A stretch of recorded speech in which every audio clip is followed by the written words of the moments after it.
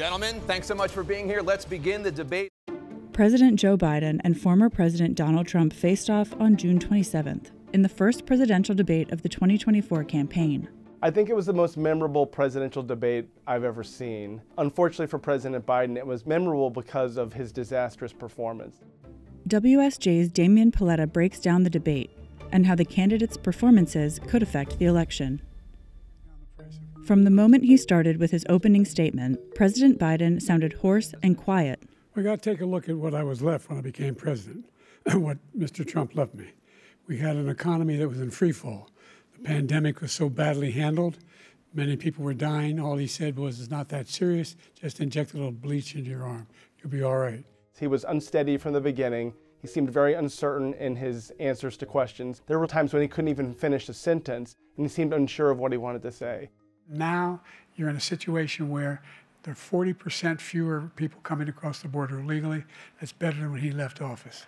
And I'm going to continue to move until we get the total ban on the total initiative relative to what we can do with more border patrol and more asylum officers. President Trump? I really don't know what he said at the end of that sentence. I don't think he knows what he said either. The Wall Street Journal reported recently that there were a number of private incidents at the White House where people had witnessed Biden showing signs of slipping.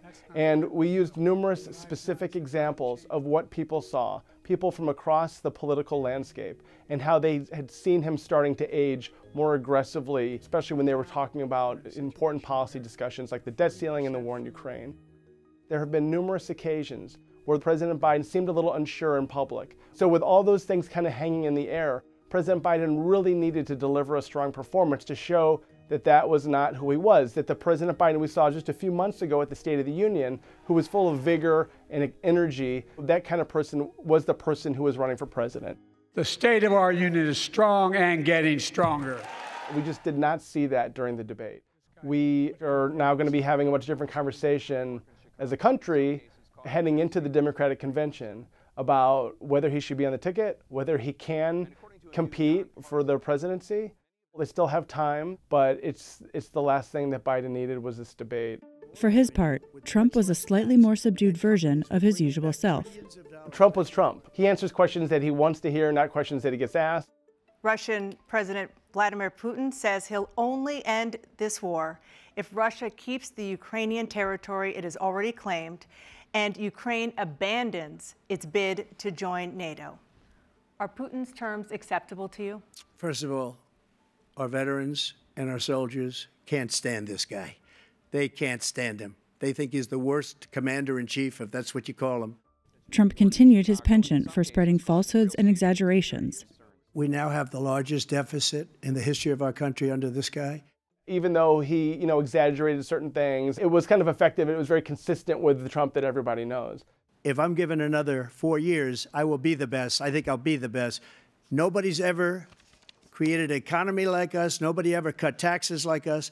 We were all watching to see if he would be more combative and try to bend the rules and interrupt. He didn't really do that at all. He didn't argue with the moderators. He kind of stayed out of Biden's way. Trump wanted Biden to talk as much as possible. No one's going to remember this debate for the policies. They're only going to remember the debate for one thing, and that was how poorly Biden performed. And there's conversations happening as we speak about whether or not he can stay on the ticket and whether or not he can actually be the Democratic candidate for president in November. That's a shocking thing to think, and that's a thing a few days ago people mostly thought is unfathomable, but that's a conversation that's happening right now all across the country. With the Democratic National Convention scheduled for August and the election still several months out, there is room for Biden to maneuver. So the question is, can Biden put himself back together again and convince voters that he deserves to be on the ticket, or did he sort of just doom his chances in the debate?